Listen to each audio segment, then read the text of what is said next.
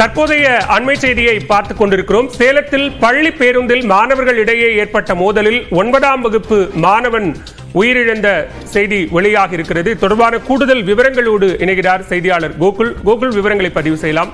எப்படி நடந்தது இந்த மோதல்? சேலம் மாவட்டம் எடப்பாடி அருகே இருக்கக்கூடிய வெள்ளாண்டி வலசு பகுதியை சார்ந்தவர் கந்தகுரு என்ற 14 வயது மாணவர். இவர் எடப்பாடி அருகே இருக்கக்கூடிய ஒரு தனியார் பள்ளியில் பயின்று வந்தார். அந்த தனியார் பள்ளி பேருந்தில் நேற்று மாலை பள்ளி முடிந்து வீடு திரும்பி கொண்டிருக்கும் போது அவருடன் படிக்கும் சக மாணவரான அதே வெள்ளாண்டி வலசு பகுதி காமராஜர் நகர் பகுதியை சார்ந்த சரவணன் என்ற மாணவருடன் தகராறு ஏற்பட்டிருக்கிறது. இருவருக்கும் கை கலப்பாகி ஏற்பட்ட தகராறில் சரவணன் கந்தகுருவை கடுமையாக தாக்கியதாக கூறப்படுகிறது. இந்த நிலையில் அந்த கந்தகுரு பள்ளி பேருந்திலேயே மயங்கி விழுந்துள்ளார்.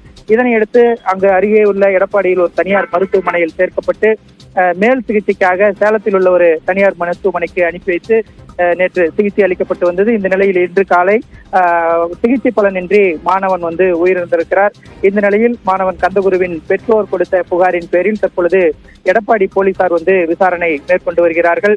மாணவனை தாக்கிய சக மாணவன் சரவணனையும் பள்ளி நிர்வாகத்தினரிடமும் தற்பொழுது போலீஸ் விசாரணையானது நடைபெற்று வருகிறது. பள்ளி பேருந்திலேயே மாணவர்கள் ஒருவருக்கொருவர் தாக்கிக் கொண்டு அதில் ஒரு மாணவர் உயிரிழந்த சம்பவம் தற்பொழுது எடப்பாடி பகுதியில் பெரும் பரபரப்பை ஏற்படுத்தி இருக்கிறது. விவரங்களுக்கு நன்றி கோகுல்.